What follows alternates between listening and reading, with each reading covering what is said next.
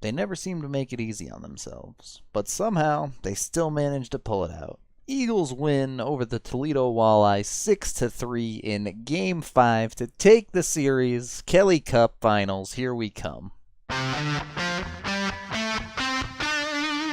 This game started out much like a lot of the other games in the past two rounds. The Eagles come out dominating. They outshoot the Walleye 7-0 in the first 7 minutes, and then the Walleye score on their first shot of the game. Pretty simple play. Bershbach is just going to end up skating into the zone and throwing a shot on net. Simpson's going to make the initial save, but loses control of the rebound, bounces into his own defenseman, and ends up in the net. Simpson is in net because Hafner played in the triple overtime game the night before, so it's obvious why he got the start, but that doesn't make him any less shaky in net. That goal energizes the Walleye and deflates the Eagles. A minute later, the Eagles take a penalty. They do manage to kill it, but the Walleye have the momentum now up until about the 11-minute mark, where the Walleye end up taking a penalty. 35 seconds in, the same guy who scored the big power play goal last night gets one again. This goal looks very similar to the one that tied the game late last night, except for the defensemen have their roles reversed. Marto's going to just pass it over to Register here, who's going to head down to the near circle. He's going to throw it on the net, and who else but Piero Zabatel waiting in front to tip it in.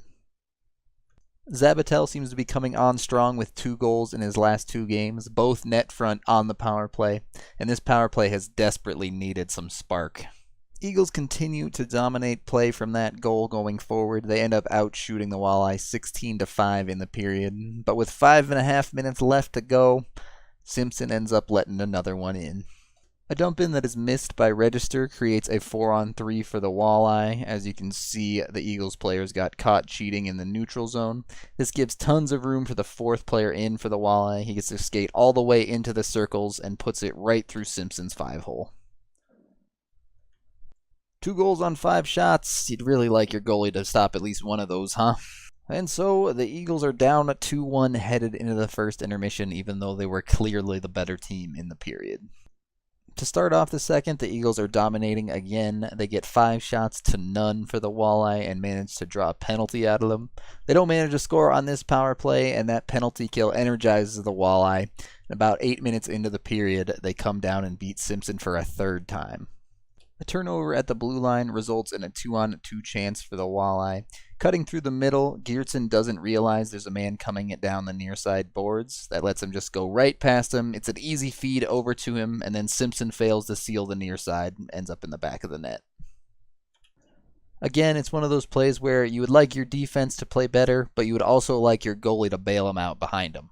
Now down 3-1 with over half the game gone. Things aren't looking great, but the Eagles do manage to draw a penalty out of the Walleye, and they're going to capitalize again. Special teams, it's so important. On the power play, the Eagles are going to go around the horn with Zabatel to Register at the top, Register back to Marto at the near side in the circle. Marto's just going to end up tossing it out front to Belzile, working hard for position to tap it in. So the Eagles claw back to within 1. From there, the second kind of slows down a bit. Play starts to get a little bit sloppy. Maybe the players are feeling the effects of the game last night, considering they played 90-plus minutes of hockey in that game. Then, out of nowhere, with just under 4 minutes left in the period, Cam McLeese comes shooting out. McLeese is going to receive the puck on the far boards behind the scoreboard here. He's going to carry it in, have tons of space to walk in, and just unleash a net-seeking missile. And despite lackluster play on the defensive end of the puck, their offense is just so strong that they're right back in this one. The list of players that have scored big goals for the Eagles in this playoffs is just ridiculously long. It feels like almost everyone in the lineup. Obviously, you have the big names like Belzile and Register. Then you have somewhat big names, but not quite as big in Nantel and Garbowski. But the list goes on. You still have Saint Amat down there, McLeese down there. Even Boykov has put in some big goals. It just keeps going. With it tied going into the start of the third period, the Eagles knew they had to play very hard to earn this win, and that's exactly what they did. Just a minute and a half in, they take their first lead of the game. The Walleye are recovering the puck just outside the blue line out of frame here. Belzile is coming in to put pressure on the back check. That's going to force a pass from the Walleye player towards the center of the ice, where Nantel just streaks through, picks it off, skates all the way down, and just puts a beautiful shot into the back of the net. For a 7th round pick, the Avs might just have something here in Nantel. Another huge clutch goal for him.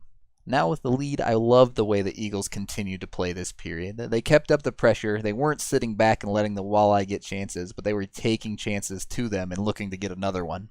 4 minutes in, that's exactly what they get. Marto is receiving the puck at the near blue line. He's going to go cross ice to Boykov on the far side. As you can see, there's a Walleye player down low recovering from a block shot he has just made. That's going to give Boykov enough of an opening to throw a puck on net.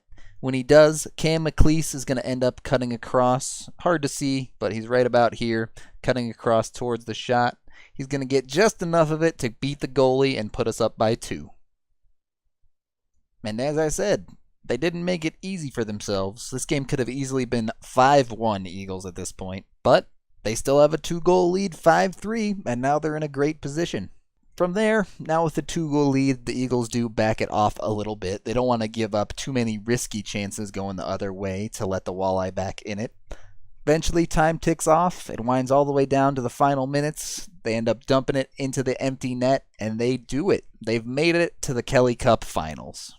In the Eastern Conference, the winner has still not yet been decided, so the Eagles will play either the Manchester Monarchs or the South Carolina Stingrays. They decide Game 7 tomorrow, Wednesday night.